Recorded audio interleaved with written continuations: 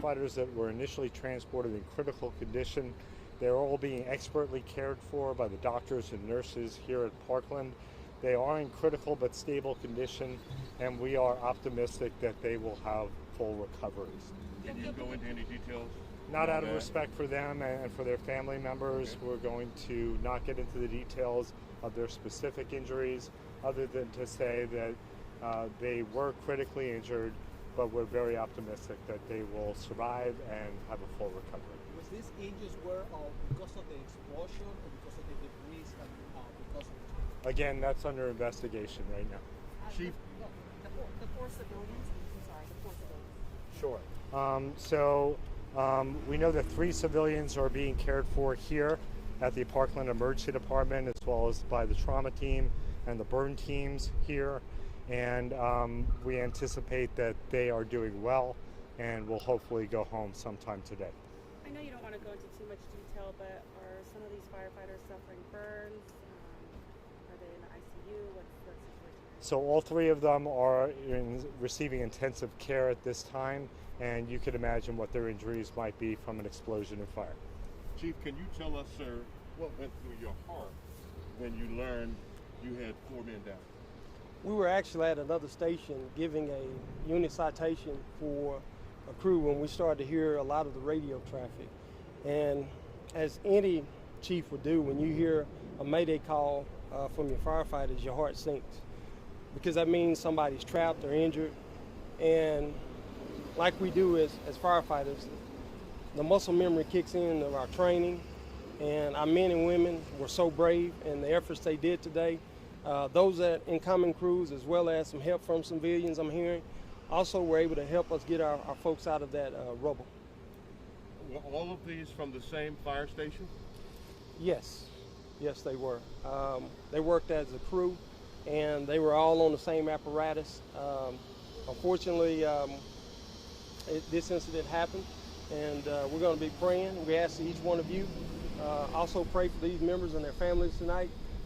This is a stark day for us today. One of the things about being a firefighter is that there's no routine call.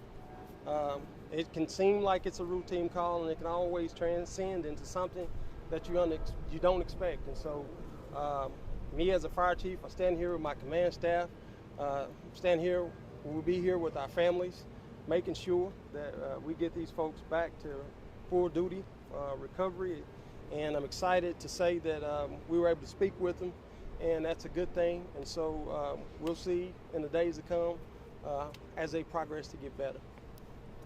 Does the families need any help right now besides the prayers? Right now, as a fire department, the brotherhood, sisterhood of the fire service, we always step up in times like this, and we make sure to cover all needs that our families need. Of course, at this time, we just really would like to ask for your prayers, not only for the families, but for our entire department.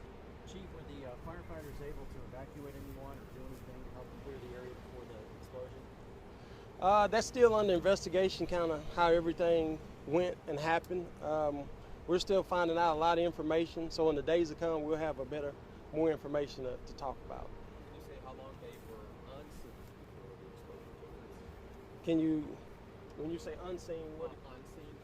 Unseen at the apartment complex.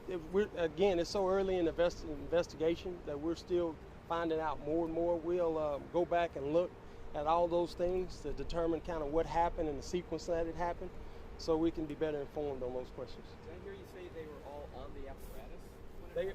No, they were all on the same apparatus that responded. Gotcha, okay. Right. But do you know where specifically they were when it happened? What you were saying? They were close in the structure by the injuries that they all sustained. Not sure where in the structure they were. That's still, as we go through the investigation, we'll find out more. And Dr. Isaac, we are all grateful, but it's going to be a long road back. Can you step forward a bit, please, sir? Yeah, we've got to get sure. Thank you. So anytime a firefighter or first responder or police officer is injured, we anticipate that there's going to be a number of things that have to happen before they can be hopefully returned to full duty. and nowhere is that more true when it comes to burn injuries. But again, Parkland's one of the best burn centers in the United States, if not the best burn center. So they're in the right place. We have great confidence in Parkland and the care that they're going to provide these firefighters. Thank you, Doctor.